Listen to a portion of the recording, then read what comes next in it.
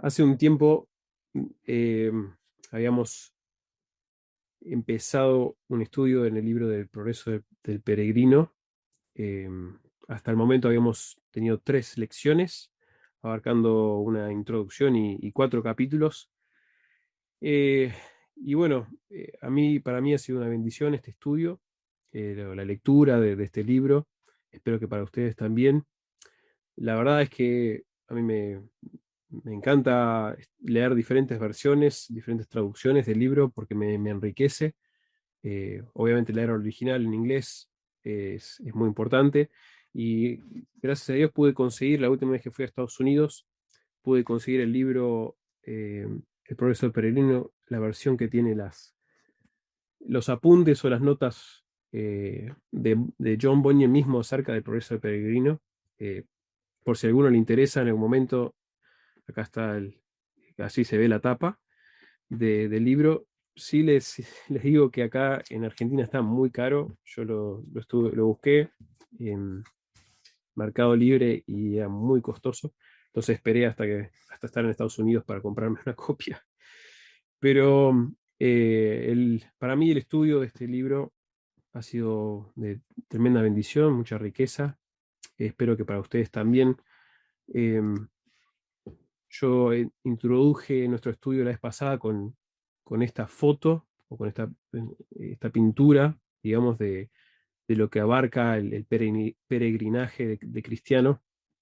Y para aquellos que están conectándose a nuestro estudio de progreso de peregrino por primera vez, bueno, solo les digo a modo de introducción que esto se trata de el peregrinaje de un hombre que se encuentra en la ciudad de destrucción, que se da cuenta que vive en la ciudad de destrucción, una ciudad que está por ser destruida por el juicio de Dios.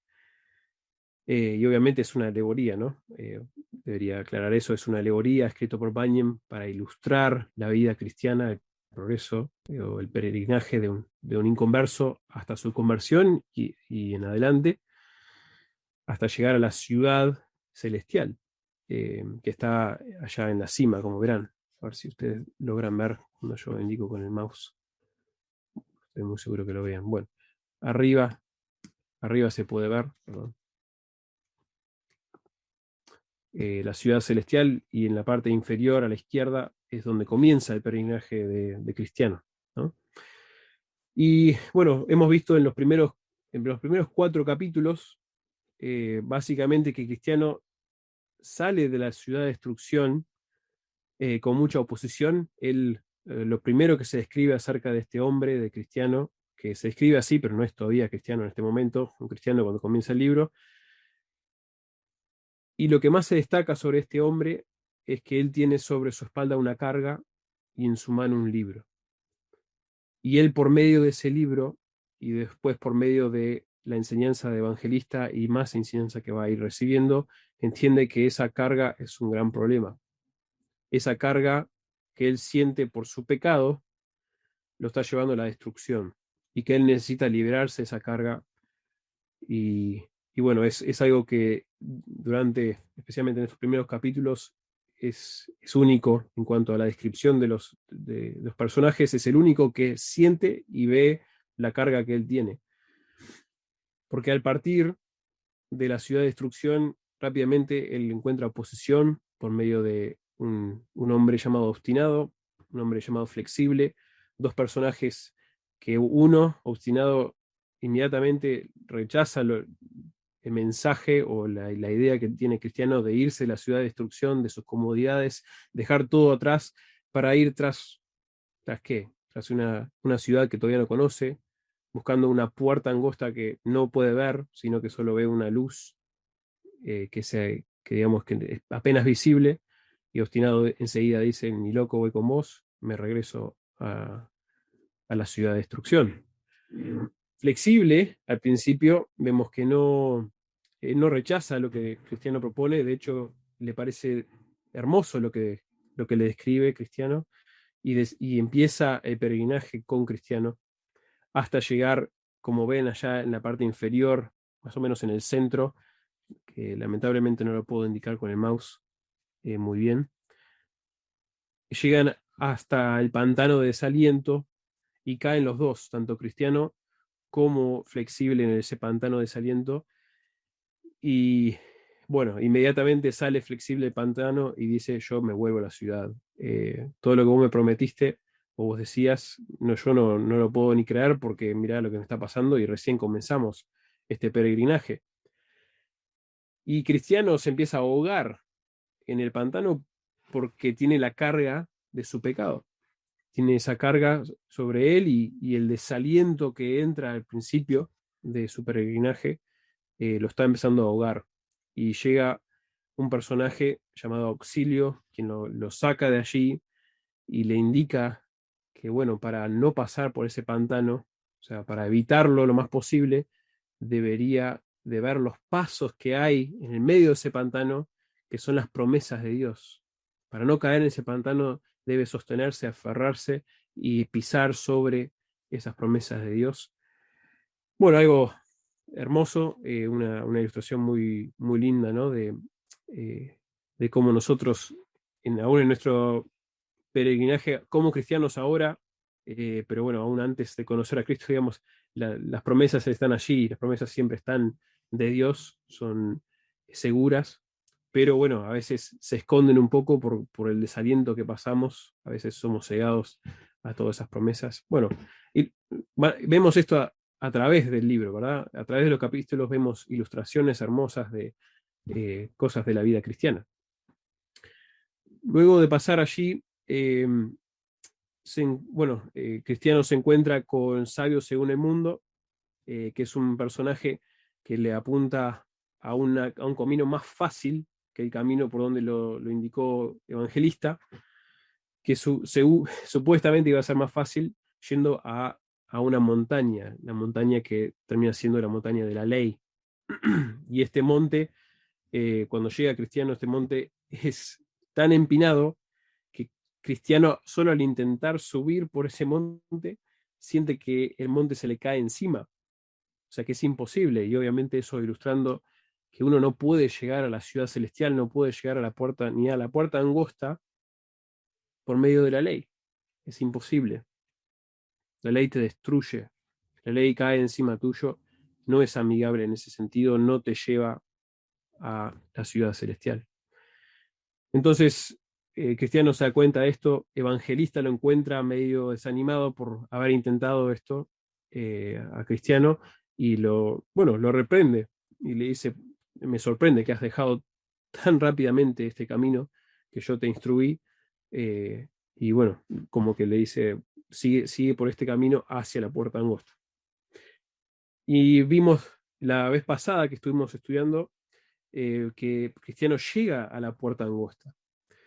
Y allí él toca la puerta y llama, clama, pide que se le abre. Y buena voluntad es el que está del otro lado de la puerta, que no sabemos bien a quién representa. Algunos estudiosos, algunos expertos en los escritos de Bunyan y de Progreso de Peregrino piensan que podría ser una representación de Cristo. No sabemos bien, ni Bunyan mismo lo aclara en sus notas.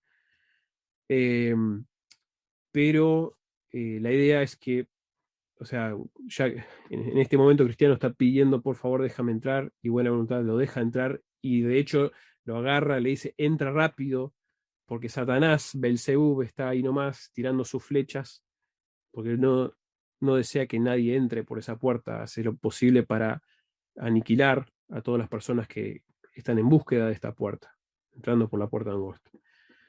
Bueno, entonces él pasa por la puerta angosta, tiene una conversación con buena voluntad le hace preguntas sobre flexible, y bueno, así sigue en su camino cristiano. Y buena voluntad le indica que vaya ahora a la casa del intérprete. Y ahora llegamos nosotros al capítulo 5.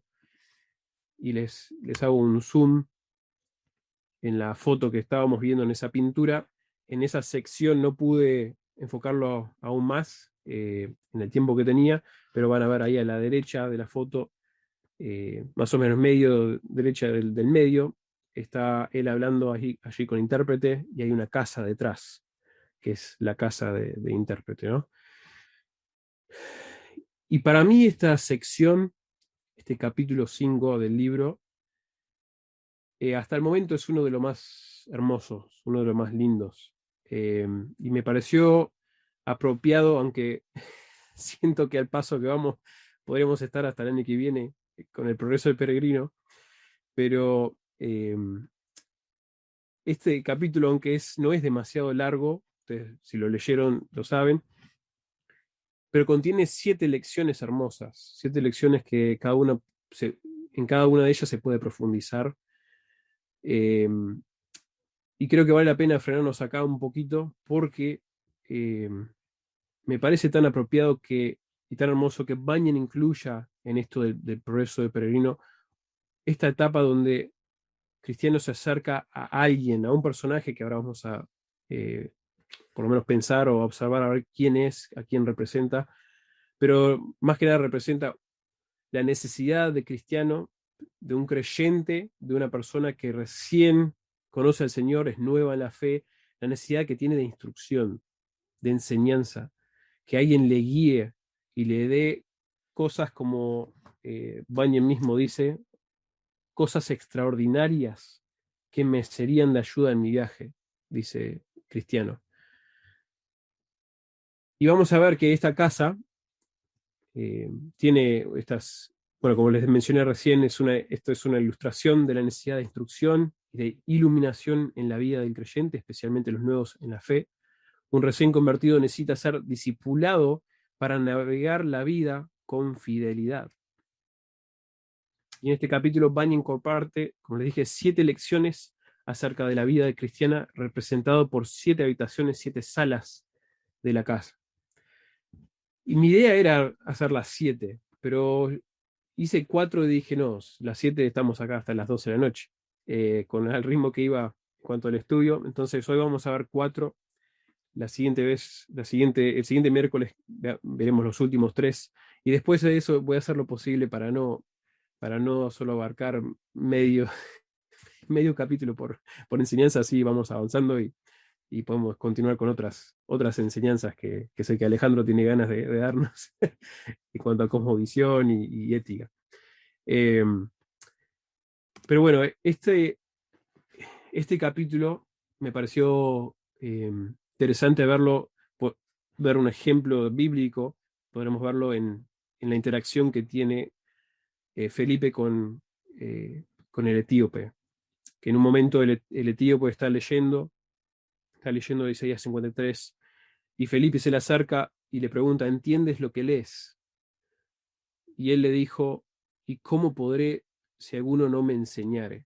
O sea, ¿cómo voy a entender yo estas cosas profundas, estas cosas necesarias para mi vida, para no solamente mi conversión, sino para mi crecimiento, mi madurez espiritual, si alguien no me enseña? Y es acá, digamos, una ilustración en el capítulo 5 del Progreso del Peregrino, perdón, donde encontramos esto, un intérprete, una persona que está ayudando a Cristiano a aprender acerca de la vida cristiana, cosas extraordinarias que él necesita en su peregrinaje. En cuanto a la casa del intérprete, bueno, lo primordial es entender o buscar discernir quién es este intérprete. Y nuevamente, Bunyan no nos da, en sus notas, no nos da una claridad en cuanto a quién es esta persona. Algunos dicen que intérprete representa el Espíritu Santo, ¿sí? Y es posible, es una posibilidad. Yo tiendo a inclinarme hacia otra postura. Para mí es más probable que intérprete sea un pastor y su casa es una iglesia, o es la iglesia donde se interpreta la verdad de Dios. Hay algunos, como les dije, estudiosos de los escritos de Bunyan y de esta obra que opinan así, y me parece bastante claro, y en parte porque el Espíritu Santo, como vamos a ver más adelante, se hace una referencia distinta al Espíritu Santo en la casa de intérprete, refiriéndolo más como el aceite de Cristo que estaba siendo derramado sobre el fuego en el corazón del creyente. Entonces, eso puede ser una razón por la que no deberíamos ver el intérprete como el Espíritu Santo. Bueno,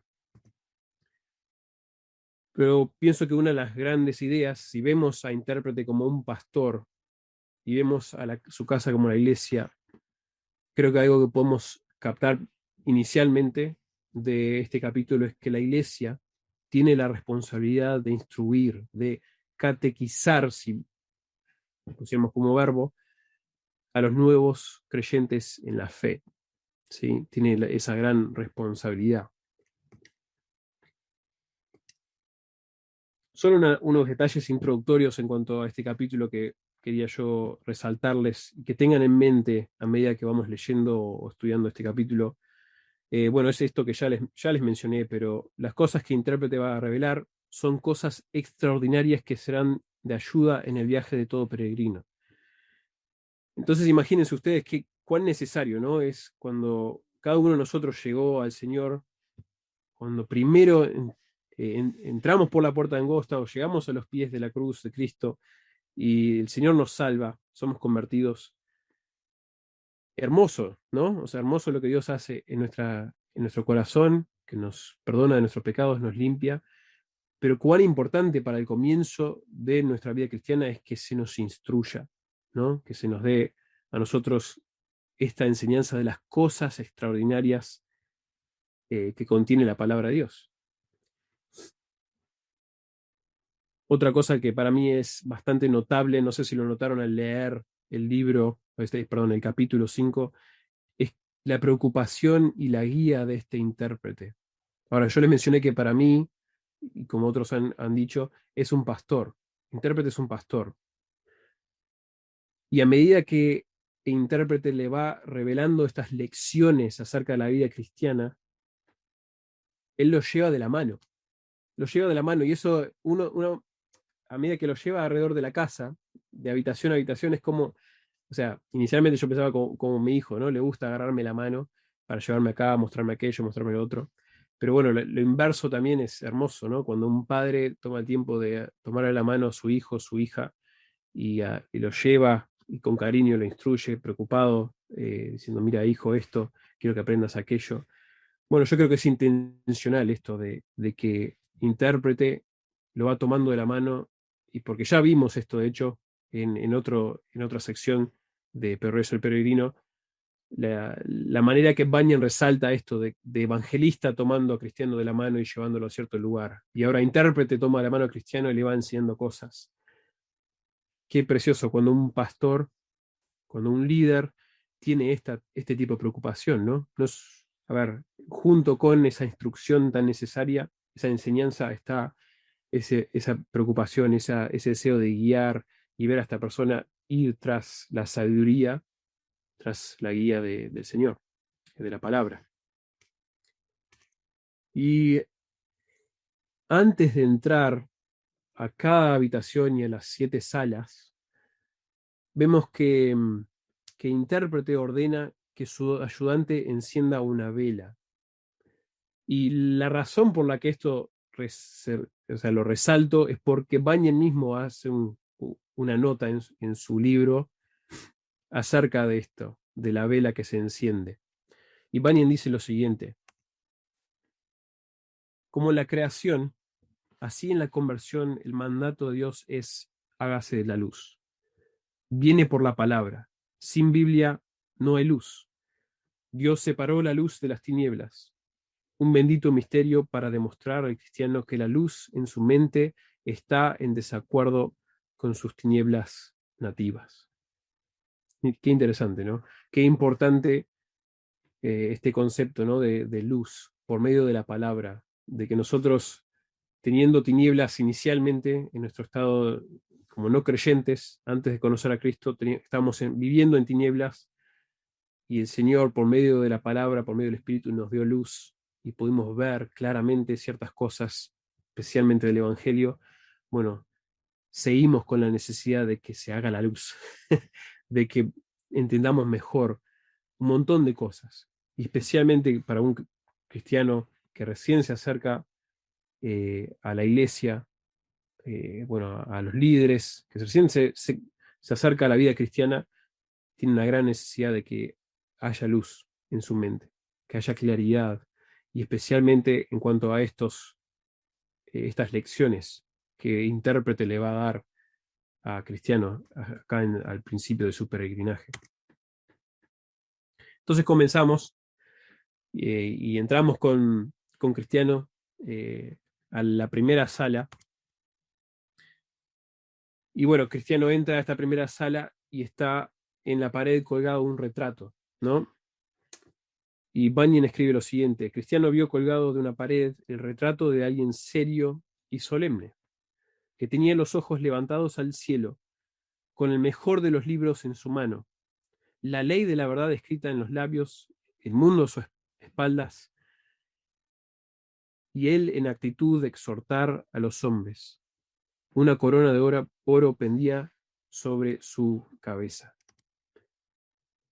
Y ya quizás sin ser demasiado misterioso, y no sé cuál habrá sido la interpretación de ustedes al leer esto, pero es bastante claro que esto es un ministro, ¿verdad? Un ministro de la palabra, un pastor quien predica la palabra. Y es interesante, ¿no? Que se encuentra en un retrato y bueno, lo que se describe de él, ¿no? En cuanto a sus ojos puestos en el cielo con el mejor de los libros. Acá podríamos desmenuzar un montón, ¿no? Cada una de estas frases, bíblicamente hablando, podríamos ir a un montón de pasajes.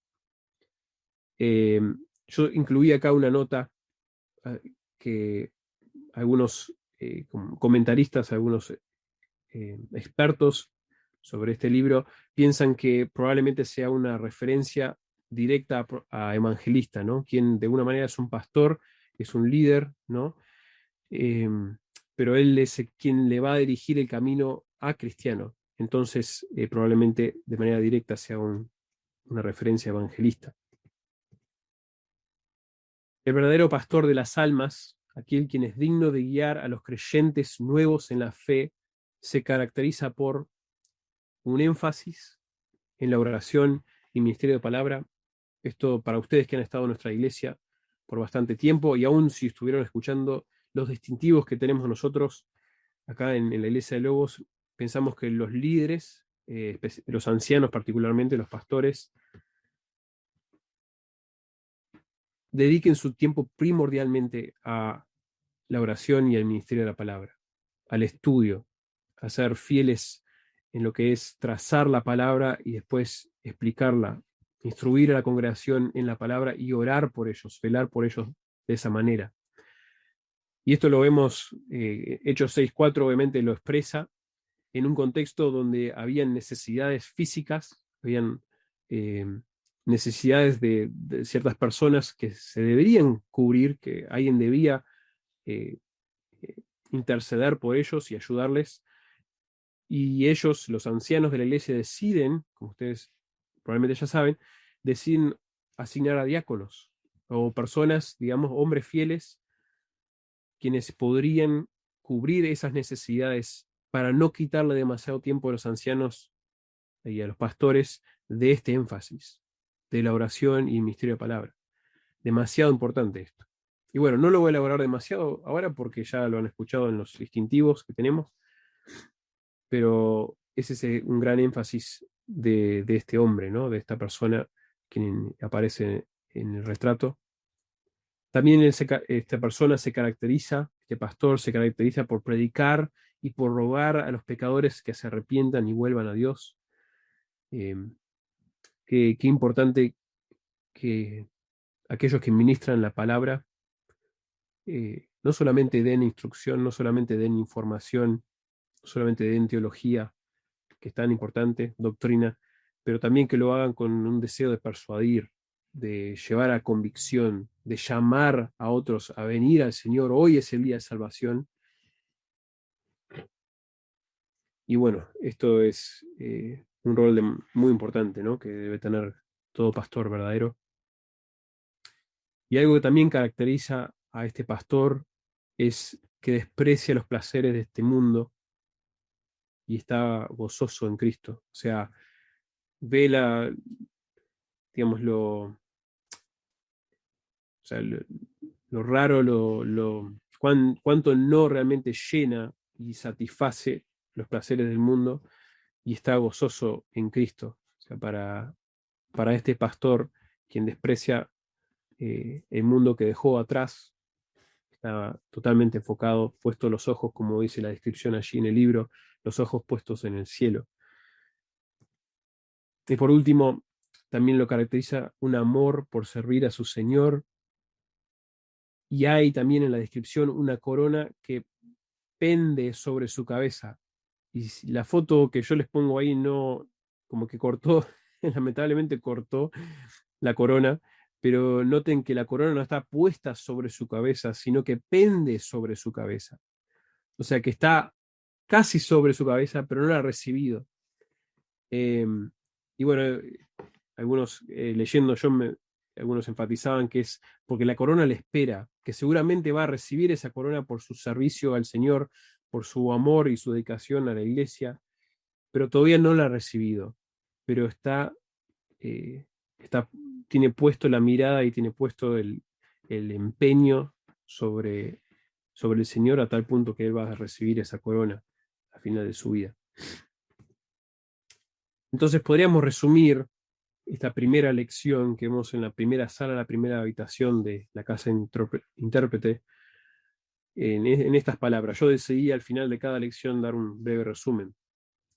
El pastor fiel a Dios es digno de admiración y es el principal agente humano de Dios para instruir, aconsejar y guiar al cristiano en su peregrinaje. Y esto lo que escribe Bunyan está puesto obviamente en contraste a los falsos maestros, ¿no? Que seguramente, como dice Bunyan, van a aparecer, ¿no? Los falsos maestros, aquellos quienes no los van a guiar por la senda justa por la cual ellos deben ir. Y entonces, interesante, ¿no? Que su primera lección, que su primera instrucción a este cristiano nuevo en la fe sea, te invito a admirar a estos pastores fieles, a admirarlos, a imitarlos de alguna manera y acudir a ellos porque Dios los ha puesto como agentes para instruirte, para aconsejarte, para guiarte en tu peregrinaje, en tu vida cristiana. Qué, qué importante, ¿no? Como ya hemos hablado por medio de las lecciones de los distintivos, es un pilar para una iglesia el tener líderes, y por lo general nosotros pensamos que debe ser una pluralidad de líderes, que hayan pastores, que hayan ancianos fieles, eh, no solamente que saben enseñar, que saben teología, que saben discernir, pero sino también hombres de carácter, que tienen los ojos puestos en Cristo, no de manera perfecta, eh, pero sí con un deseo y con un énfasis puesto en conocer más a Cristo y seguirle y dejar las cosas del mundo atrás. Qué importante tener personas así en nuestras vidas. Y eso aún puede aplicar a los líderes mismos, a los ancianos mismos, que nosotros también tengamos pastores y líderes a quien acudir, porque los necesitamos, todos necesitamos de estas personas que nos aconsejen, que nos guíen. Entonces esa es la primera lección que le da intérprete a Cristiano. Ahora entramos a la lección número 2. La segunda sala, a la cual entra intérprete con Cristiano, está llena de polvo, está sucia. Y como para ustedes que leyeron, saben, esta representa el corazón del hombre que está cubierta en la suciedad de su pecado. ¿Sí? Entonces, entran a esta habitación y lo primero que intérprete indica o manda es que, o sea, a una persona en particular, que empiece a barrer el polvo que hay en esa habitación sucia. Y inmediatamente al intentar barrer ese polvo, se levanta el polvo y empieza a llenar la habitación a tal punto que Cristiano no puede respirar. Y bueno, después ocurre otra cosa que les indico en un momento. La persona que barre representa la ley. Intérprete después se lo explica a Cristiano. Y la ley no puede purificar el corazón de una persona que está dominada por el pecado. La ley solo puede descubrir y hacer evidente la mugre del pecado. Y ustedes seguramente saben esto mejor que yo. O sea, yo barro mi casa, pero, pero si alguna vez empiezan a barrer una calle de tierra, no sé, se empieza a levantar esa mugre. eh, y llega un punto donde quizás la tierra, no sé, te entra a la boca, te entra a los ojos, ¿no? Eh, terminás más sucio vos que, no sé, o sea, no, al final esa tierra te quedó pegada a vos y no tiene, o sea, como que no es una buena solución. Y bueno, a mí me enseñaron desde chiquito, ¿no? La manera para que el polvo de la calle o de una casa, si hay mucha tierra, lo que hay que hacer es a veces regar para que esa tierra no se levante y se pueda limpiar de una manera más efectiva, ¿verdad? Bueno, en cuanto a la ley, esto lo que está explicando Bunyan, bueno, intérprete, ¿no? A Cristiano, es que cuando uno intenta por medio de la ley limpiar la suciedad de su corazón, es semejante a lo que Pablo describe en Romanos 7:7. La ley lo que hace es revelar, es demostrar que hay una suciedad, que hay pecado. Pablo dice, ¿qué diremos pues? La ley es pecado? En ninguna manera. Pero yo no conocí el pecado sino por la ley, porque tampoco conociera la codicia si la ley no dijera no codiciarás. Interesante, ¿verdad? O sea, la ley obviamente no es pecado. La ley no es mala en sí. Como vamos a entender ahora, no tiene la efectividad de limpiar el corazón. El cumplimiento de la ley no puede limpiar, no puede purificar el corazón, pero la ley sí ayuda a reconocer qué es pecado, como Pablo lo indica aquí. El efecto de la ley, como les dije, no es purificar, sino que es ahogar al creyente. Un versículo más adelante del que recién leímos en Romanos 7:8 dice, el pecado tomando ocasión por el mandato me engañó y por él me mató. Pero aparte de este efecto de matarnos o de mostrarnos nuestra condición fatal, mostrarnos que nosotros, o sea, realmente es justo que nosotros seamos condenados por nuestro pecado, ahora que lo hemos visto por medio de la ley también es nuestro tutor, ¿verdad? Eso lo vemos en las Escrituras.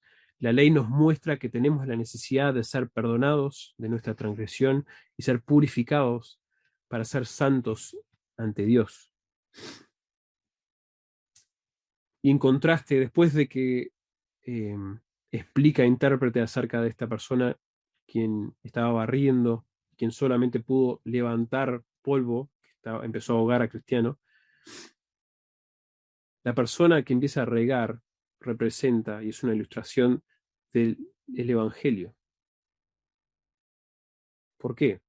Porque la fe en el Evangelio es la única manera de alcanzar esta purificación de pecado que buscamos todos. A nadie le gusta una habitación sucia, ¿verdad? A nadie le gusta una sala llena de mugre. Todos queremos limpiarla, pero solo alcanzamos limpiarla si como ilustra acá, si usamos la herramienta correcta, si acudimos al modo correcto, ¿verdad? Y el Evangelio, según las Escrituras, es la única manera de alcanzar la purificación de pecado. El Evangelio rocía el pecado en nuestro corazón, vence y subyuga el pecado y permite que el alma sea limpiado por la fe. Solo por medio del Evangelio es posible que el corazón humano sea purificado para poder recibir al Rey de Gloria. Noten cómo conecta, para mí es un maestro, ¿verdad?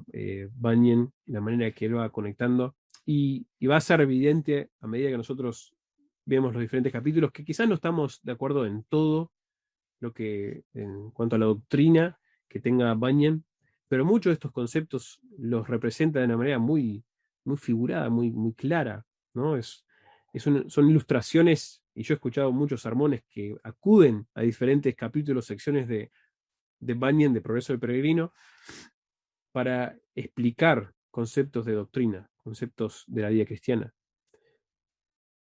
Y todos tenemos un corazón, todos tuvimos un corazón sucio, lleno de impurezas por el pecado.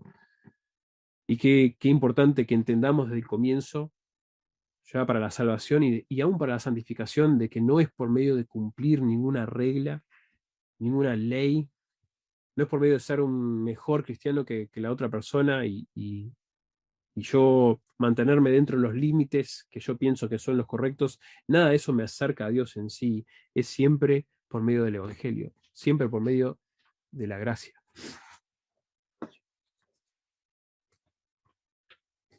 Entonces yo resumo la lección 2 de este libro, o sea, perdón, de la casa de intérprete, de este capítulo, de esta manera. El corazón del hombre solo puede ser limpiado de su pecado mediante el Evangelio de Cristo.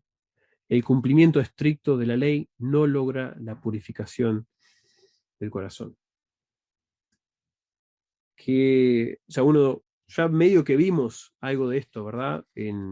Cuando Cristiano intenta subir ese monte de la ley y encuentra que es imposible subirlo, que sentía que ese monte caía sobre él porque era un precipicio.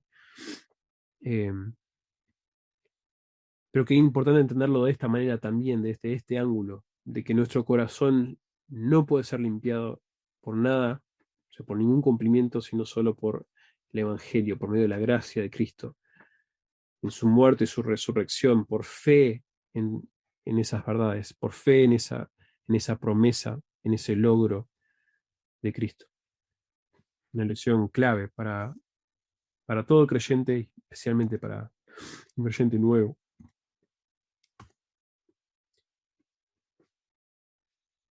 Nuevamente, intérprete toma a Cristiano de la mano y entra a una tercera sala que contiene a dos niños. El mayor se llama Pasión y el menor se llama Paciencia. Pasión representa a una persona que desea todas las cosas buenas ahora, en esta vida. Y paciencia representa a una persona quien espera lo mejor en la vida venidera, en la porvenir, ¿verdad? Y la foto ahí para mí lo ilustra de manera linda, ¿no? Uno se imagina dos nenes, dos nenas. Uno está allí bueno, ahí Bañe mismo lo explica, ¿no? Que llega alguien a la habitación y pone delante de ellos un montón de riquezas, un montón de placeres, y uno empieza a agarrar todas esas riquezas y las toma todo para ella o para él, y el otro sentado tranquilo. Y aún eh, su carácter, sus emociones son explicadas allí, ¿no? Y Cristiano mismo, cuando observa todo esto, él razona y él empieza a decirle a intérprete qué es lo que él entiende de esta lección. Cristiano logra entender que las riquezas y los placeres de este mundo no son tan excelentes ni duraderos como las riquezas en la vida venidera. No vamos a tomar el tiempo de ir a este pasaje, pero ustedes recuerdan eh, el relato del hombre rico de Lázaro, ¿verdad? En Lucas 16, si no lo conocen, después lo pueden buscar, Lucas 16, 19 al 31, eh, donde el hombre rico, bueno, gastó todas sus riquezas, su vida fue completamente entregándose a los placeres, a las riquezas del mundo, y nunca tuvo compasión de Lázaro. Y al final de sus vidas, cuando ellos ya entran, digamos, a la eternidad, el hombre rico se da cuenta de que todos esos placeres no valieron para nada y no son nada en comparación al sufrimiento eterno que está experimentando ahora.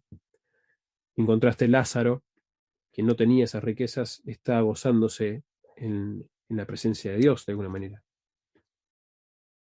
Puedes disfrutar de las riquezas y de los placeres de este mundo por un tiempo, pero luego irás a una miseria eterna. Si los placeres de este mundo son tu enfoque, son lo que más buscas, si esa es tu preocupación constante y tu énfasis, y nuevamente no quiero decir que está mal adquirir riquezas y de encontrar cierto placer y disfrutar con tu familia, con otras personas, las cosas que Dios te da, eso es hermoso, pero a veces hay una línea muy fina, ¿no?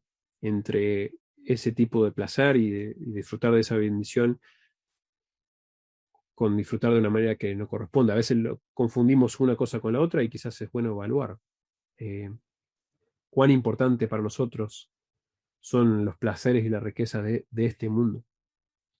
Y si las deseamos más que lo que el Señor nos promete en la vida por venir. Lo mejor para el cristiano es mantener la perspectiva de paciencia.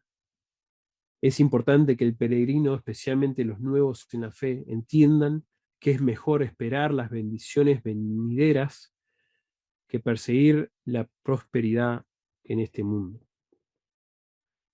Qué importante, ¿verdad? Eh,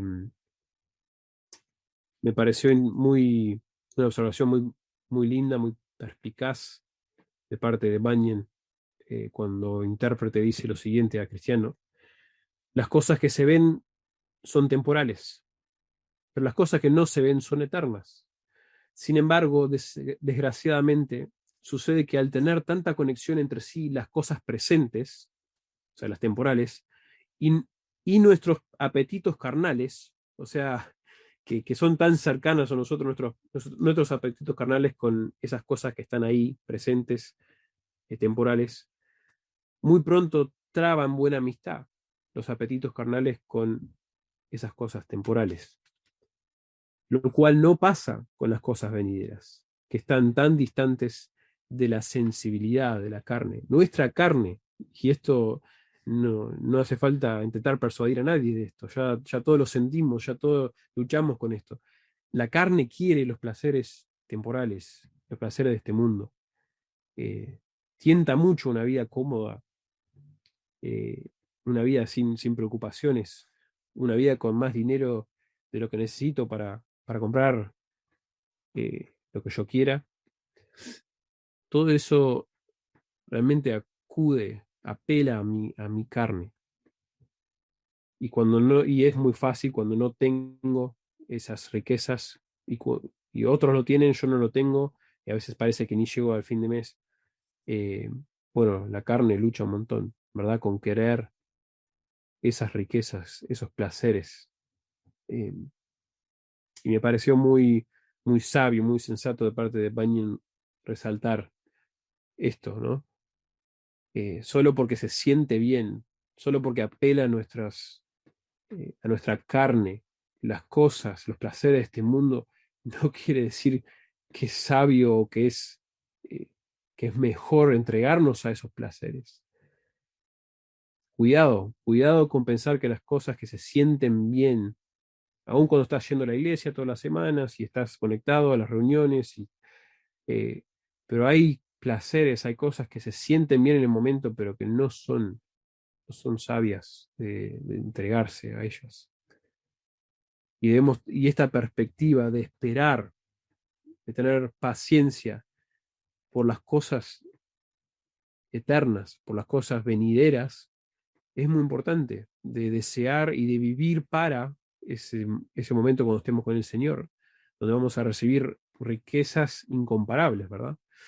Eh, pero eso es un concepto de perspectiva, de mentalidad, de cosmovisión, de que yo, a medida que me vienen todas estas tentaciones, todas estas oportunidades, que yo los filtre, que yo piense en ellos en base a mi vida como cristiano, a mi vida como ciudadano, no de esta tierra, sino del cielo.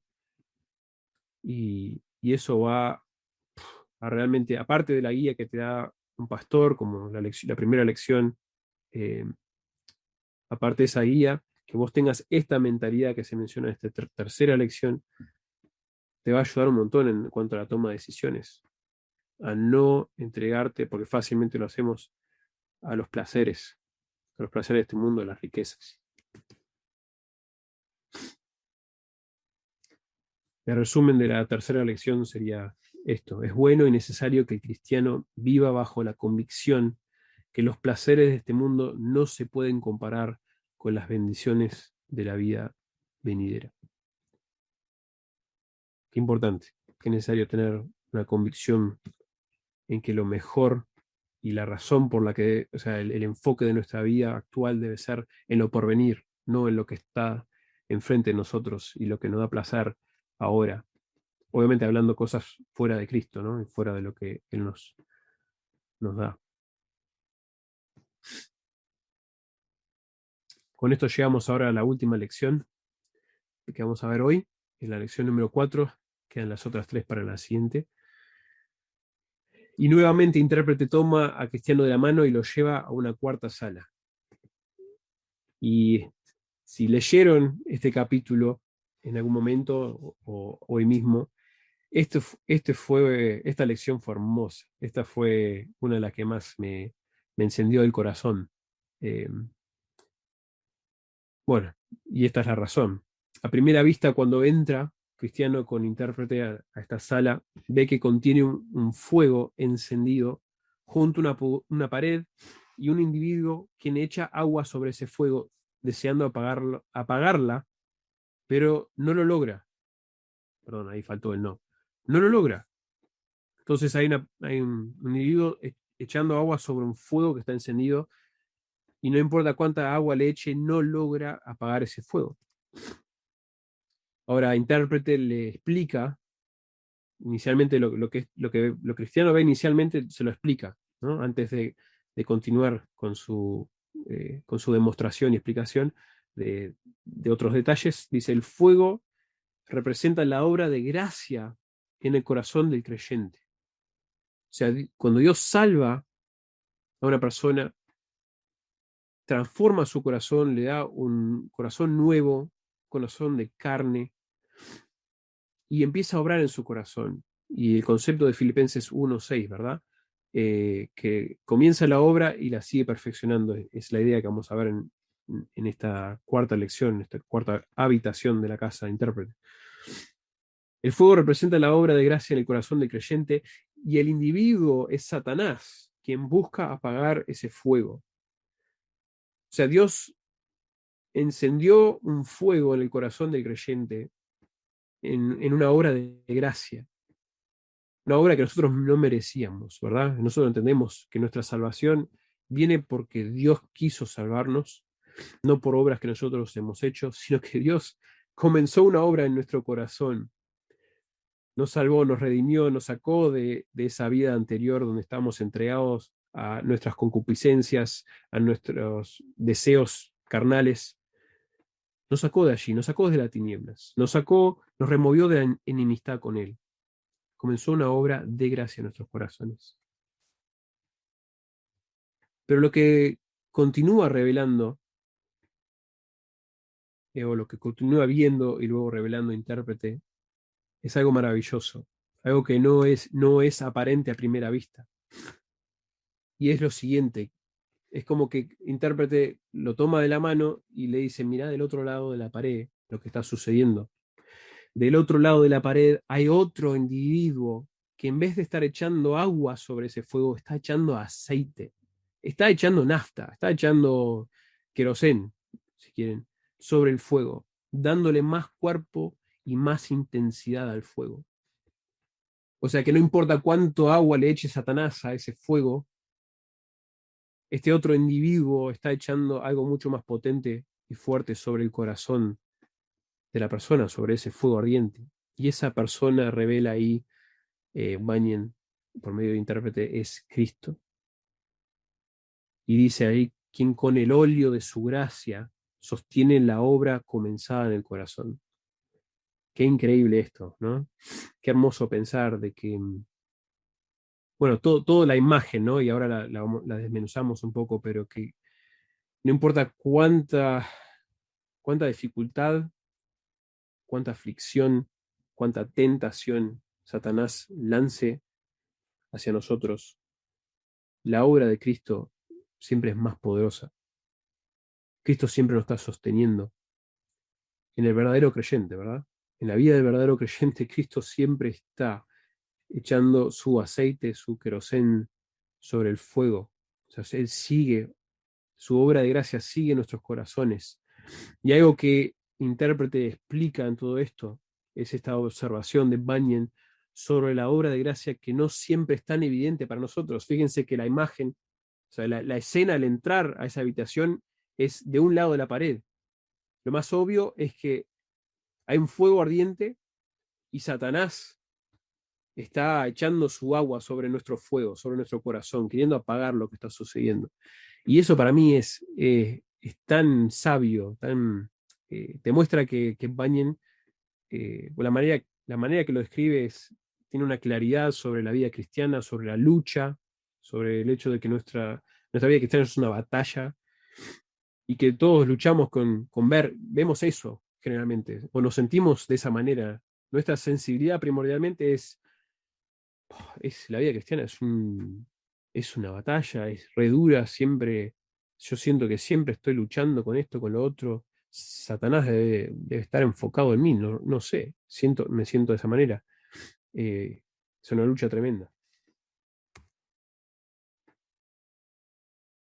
Y al estar detrás, como dijo Bunyan, y al estar detrás de la pared, te enseña que es difícil para los que son tentados ver cómo esta obra de la gracia se sostiene en el alma. Cuán cierto es esto, ¿no? Eh, Esta ilustración, como les decía, es difícil a veces en medio de la tentación ver cómo esa obra de gracia está sosteniendo nuestra alma. No siempre vemos o sentimos la obra de gracia de Cristo en nuestros corazones. De hecho, es posible que cuanto más obre Cristo en tu corazón, menos sientas esa obra, porque mayor es la sensación de tu pecado. Qué interesante este área también, ¿no? Este aspecto. No solamente a veces no sentimos la obra de gracia de Cristo en nuestro corazón porque vemos todas las luchas, todos los problemas en nuestra vida y tenemos ese enfoque, pero aún a veces cuando sí estás creciendo en Cristo, el Señor te hace más sensible a tu propio pecado y más te das cuenta que hay otras áreas, que hay eh, otras cosas que han quedado en tu corazón, en tu alma, que quizás ni te dabas cuenta al principio. Y es como Pablo, ¿verdad? Diciendo, miserable de mí. O sea, yo soy el primer, o sea, entre los pecadores soy el principal. El jefe de los pecadores soy yo. Pablo se veía de esa manera, porque fue entendiendo la profundidad de la gracia de Dios. Cuanto más obra de gracia hay, a veces menos la sentimos, menos tenemos la sensación, porque mayor es la sensación de nuestro pecado. Pero fue algo que leí en lo que estudié que me llamó mucho la atención. Aunque no siempre lo sienta, la obra de gracia que comienza en la vida del creyente continuará creciendo por el poder del Espíritu Santo, aunque el enemigo intente apagarlo. Ahí parece ser una referencia bastante clara, muchos están de acuerdo. El aceite probablemente cuando se menciona el aceite que se le está echando al fuego, es el Espíritu Santo. Eh, qué increíble que Dios obre de esta manera en nuestros corazones, que aún detrás de la escena, con nosotros menos lo percibimos porque estamos luchando, porque estamos frustrados por nuestros pecados, por las tentaciones que como que nos están encerrando. Cristo siempre está obrando en nuestros corazones. No es que nos ha abandonado, no es que nosotros ya hemos llegado al punto donde ya no nos considera como sus hijos. No. De hecho, quizás si sientes ese pecado y la profundidad de tu pecado, eso puede ser algo muy bueno, puede ser una indicación de que vos estás madurando, que estás entendiendo mejor la gracia de Dios. Qué hermoso. Entonces, en la lección número 4, y para concluir, lo resumo de esta manera. El verdadero cristiano puede vivir seguro que Cristo continuará la obra de gracia en el corazón, aunque el cristiano no siempre lo perciba y aunque Satanás intente anular esa obra. La va a continuar. Lo que ha comenzado en nuestro corazón la irá perfeccionando, ¿verdad? Hasta el día de Jesucristo. Bueno, estas son las 4 primeras lecciones. Hay 3 más en este capítulo 5 de la Casa de Intérprete. Las que vienen son muy buenas, especialmente las últimas 2. Sí las estuve estudiando. pero por el tiempo me pareció que no íbamos a llegar hoy. Eh, si no han leído el capítulo, les animo a leerlo.